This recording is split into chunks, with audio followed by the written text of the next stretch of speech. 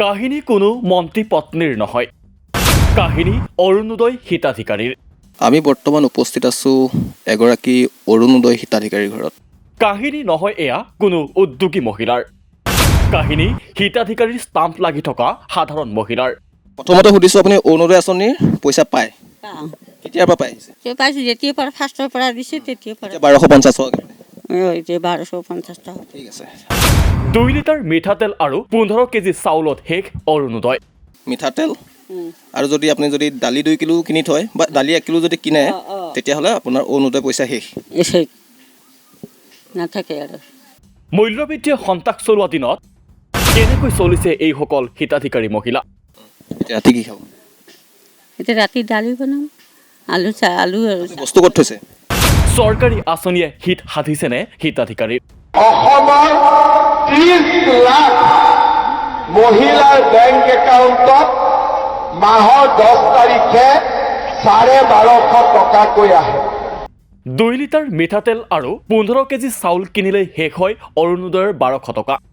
তেন্তে 1200 টকাৰে কেনেকৈ চলিছে অৰুণোদয়ৰ হিতাধিকাৰী মহিলা? তাৰেই উমান ল'বলৈ আমি উপস্থিত হ'লো এগৰাকী হিতাধিকাৰী মহিলাৰ ঘৰত।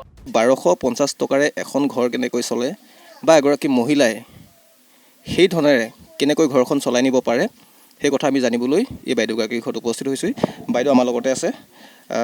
বাইদেউ, আমি অলপ ভিতৰলৈ যাম, আপোনালোকৰ ভিতৰত কথা পাতিম। আমি প্ৰথমতে দেখাই লৈছোঁ এইগৰাকী অৰুণোদয় হিতাধিকাৰীৰ ঘৰটো। বাইদেউ, এইটো কোঠালি আৰু আছেনে? এইটো কোঠালি বাদে আৰু ঘৰ আছেনে? পাকঘৰ কোনফালে আপোনালোকৰ? সেইটো ন? ঠিক আছে, আমি কথা পাতিম আপোনাৰ লগত। প্ৰথমতে আমি ঘৰটো দেখাই লৈছোঁ। এইটো ঘৰ, এখন বিচনা। ঘৰ পোৱা নাই আপুনি? নাই পোৱা, এপ্লাই কৰিছোঁ, পোৱা নাই। ঠিক আছে, আমি আপোনাৰ পাকঘৰৰ ওচৰত বহিলৈ কথা পাতিম, আহক। পাওঁতে এওঁ অৰুণোদয়ৰ 1200 টকাকৈ লাভ কৰিছে। পোৱা নাই চৰকাৰী ঘৰ, পোৱা নাই বিনামূলীয়া ৰন্ধন গেছৰ সংযোগ অথবা অন্যান্য চৰকাৰী সুবিধা। অৰুণোদয়ৰ টকাৰে ঘৰ চলাব নোৱাৰা এইগৰাকী মহিলাই কৰিবলগীয়া হৈছে দিন হাজিৰা।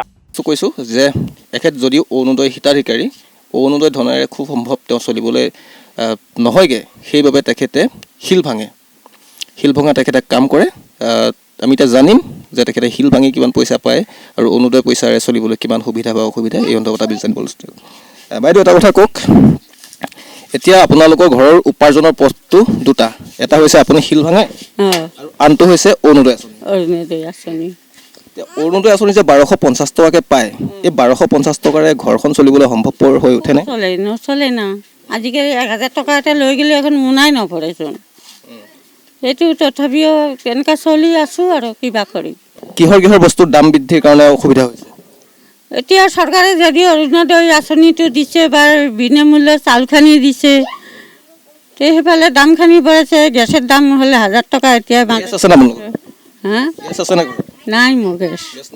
এইটো মই পাকঘৰটো দেখাই লৈছোঁ। এইটো চৌকাত বাইদেউ ৰান্ধে। বাইদেউ ইয়াতে সদায় ৰান্ধে। তেখেতৰ মই এটা গেছৰ যে হেৰি দেখিছোঁ, এইটো কি হয়? সেইটো পুৰণা যে কামে ঘৰত দিছিল, বোৱাৰী কামে। মানে বোৱাৰীয়ে য'ত কাম কৰিছিল তেওঁলোকৰ ঘৰত দি পঠাইছিল। এতিয়া কওক, মাহেকত 1250 টকা আপুনি অৰুণোদয়ৰ পৰা লাভ কৰে। সেইটো কেইদিন থাকে পইচাটো? কেইদিন থাকে? আজি ভৰে, সিহঁতে কালি আনে, 2 দিন মাত্ৰতে যায় আৰু বজাৰ চজাৰ আনিলেতো চেচে হৈ যায়। বজাৰ কৰিলে এবাৰতে মানে এদিনেই চলিবলৈ নহয় আৰু একদিনে কৰিব নহয়। বজাৰত খাদ্য সামগ্ৰীৰ ব্যাপক মূল্যবৃদ্ধি। নিৰ্বাচনৰ পাছতেই দাম বাঢ়িল আলু, পিঁয়াজ আৰু অন্যান্য শাক পাচলিৰ। মূল্যবৃদ্ধিয়ে এই সন্ত্ৰাস চলোৱা দিনত কেনেকৈ চলিছে এইগৰাকী হিতাধিকাৰী? মাহটোৰ 2 লিটাৰ মিঠাতেল আৰু 15 কেজি চাউলতেই শেষ অৰুণোদয়ৰ ধন। দুজনে খায়, দুজনে খাবৰ কাৰণে মাহটোত কিমানমান টকাৰ প্ৰয়োজন হয়? কিমান টকাৰ বজাৰ কৰে? মাহটোততো এনেকুৱাতো অৰুণোদয়ৰ পইচা আনিলে সিহঁতে একদিন বজাৰ কৰি সিহঁতে 2-3 দিন যায় আৰু। সেইটো কথা সোধা নাই। মাহটোত আপোনাক ধৰি লওক মিঠাতেল কিমান মিঠাতেল দৰকাৰ হয় মাহটোত? মিঠাতেল কমচে কমতো 2 লিটাৰ আৰু 2 লিটাৰ 2.5 লিটাৰ লাগে। 2 লিটাৰ 1 লিটাৰত কিমানকৈ কিনে? 1 লিটাৰ তেলৰ দাম 240 টকা। নাই 240 টকা। 2 লিটাৰ লাগিলে 480 টকা। 80 টকা। মিঠাতেল 480 টকা গ'ল। তাৰপিছত আপোনাৰ বিনামূলীয়া চাউল পায়নে? বিনামূল্যে চাউল পাওঁ, লৈ কেনে চাউল কিনিব লাগে কিনিব লাগে আৰু কিমান এক্সট্ৰা চাউল কিনিব লাগে? মাহটো আমাৰ চাউলটো আমাৰ 10-15 দিন যায় আৰু 10-15 দিন যায় অঁ মানে বাকী কেইদিনৰ কাৰণে আৰু কিমান চাউল কিনিব লগা হয়? বাকী কম হ'লেও 10-15 কিলোমান লাগে। ঠিক আছে, মই 10 কিলো ধৰি ল'লোঁ। 10 কিলো লাগিলে 50 টকাকৈ যদি কিনে 500 টকা, 480 টকা আছিল 500 টকা, 980 টকা, 980 টকা চাউল আৰু তেলত গ'ল। এতিয়া আপোনাৰ বাকী আলু বা দালি, আলু দাইলত আছেই, নিমখ, জ্বালা, পিঁয়াজ, ৰহুনকেইটাতো আছে, আৰু মাছ মাংসটো আছে। এতিয়া যদি ধৰি লওঁ মানে চাউল, মিঠাতেল আৰু যদি আপুনি যদি দালি 2 কিলো কিনি থয় বা দালি 1 কিলো যদি কিনে তেতিয়াহ'লে আপোনাৰ অৰুণোদয় পইচা শেষ নাথাকে আৰু। ৰাজ্যৰ প্ৰায় 30 লাখ মহিলাক সামৰি লৈছে অৰুণোদয় আঁচনিয়ে, দাবী অসম চৰকাৰৰ। তাৰ বিপৰীতে চৰকাৰী আঁচনিৰ পৰা আঁতৰি ৰৈছে বহু যোগ্য মহিলা। তাৰ মাজৰে এগৰাকী মহিলা যিয়ে লাভ কৰা নাই অৰুণোদয়ৰ ধন অথবা বিনামূলীয়া ৰেচন। বিধৱা মহিলাগৰাকীয়ে লাভ কৰা নাই বিধৱা পেঞ্চন। ইতিমধ্যে আপোনালোকক এগৰাকী হিতাধিকাৰী দেখালোঁ। চৰকাৰৰ অৰুণোদয় আঁচনি হিতাধিকাৰীগৰাকী কেনেকৈ আছে, 1250 টকাৰে তেওঁ কেনেকৈ চলিছে, সেই সবিশেষ আমি আপোনালোকক দেখুৱালোঁ। এইবাৰ আমি এগৰাকী মহিলাক দেখুৱাম যিগৰাকী মহিলা চৰকাৰৰ কোনো আঁচনি হিতাধিকাৰী নহয়। তেওঁলোক কেনেকৈ চলিছে সেই কথা জানিবলৈ আমি একেটা স্থানৰে এইগৰাকী মহিলাৰ ওচৰত আহি উপস্থিত হৈছোঁহি। আমি তেওঁলোকৰ লগত কথা পাতিম।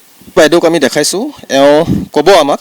তাৰ আগতে আমি যিহেতু গম পাইছোঁৱেই যে এওঁ চৰকাৰৰ কোনো এখন আঁচনিৰে হিতাধিকাৰী নহয়, তেওঁ এগৰাকী বিধৱা হয়। বিধৱা পেঞ্চন আঁচনিৰ দ্বাৰাও তেখেত উপকৃত হোৱা নাই। আমি এওঁৰ লগত কথা পতাৰ পূৰ্বে এওঁৰ ঘৰটো একবাৰ দেখাই ল'ম, ঘৰখন কেনেকুৱা বা কেনেকৈ ৰাখিছে।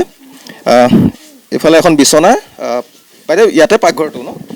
এপাৰ্টমেণ্টত কাম কৰে, পাৰ্কিঙৰ কাম, 5,500 টকা পাই এটা সন্তানসহ ঘৰখন চলাই আছে। অৰুণোদয় আঁচনি পোৱা নাই, বিধৱা পেঞ্চনো পোৱা নাই, একো পোৱা নাই মই। ৰেচন কাৰ্ড নাই, একো নাই। চাউলো আপুনি কিনিব লাগে? চাউল কিনিব লাগে। বাইদেউ এতিয়া মই সুধিম যে আপোনাৰ আয় বুলিবলৈ মাত্ৰ এটাই আপোনাৰ সৰু কাম এটা আছে, 5,500 টকা দৰমহা পায়।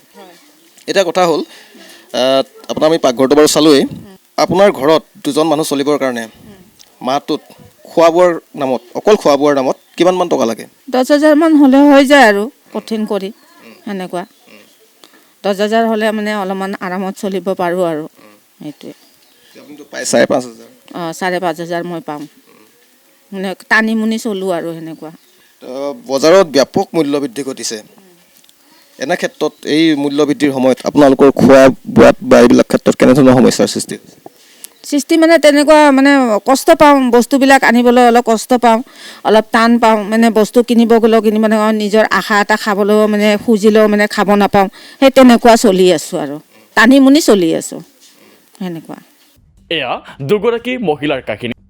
এগৰাকী হিতাধিকাৰী আৰু আনগৰাকীক ঢুকি পোৱা নাই কোনো চৰকাৰী আঁচনিয়ে। কিন্তু বাস্তৱত দুয়োৰে একে দুৰ্দশাৰ কাহিনী। বজাৰত অত্যাৱশ্যকীয় সামগ্ৰীৰ মূল্যবৃদ্ধি, ব্যাপক নিবনুৱা সমস্যাৰে জৰ্জৰিত ৰাজ্যত এইসকল দৰিদ্ৰ মহিলাই এইদৰে কটাইছে দুৰ্দশাৰ দিন। চৰকাৰৰ সফল বুলি দাবী কৰা আঁচনিসমূহেই যে অসমৰ দৰিদ্ৰ পৰিয়ালৰ কোনো হিত সাধিব পৰা নাই, এয়া তাৰেই উদাহৰণ।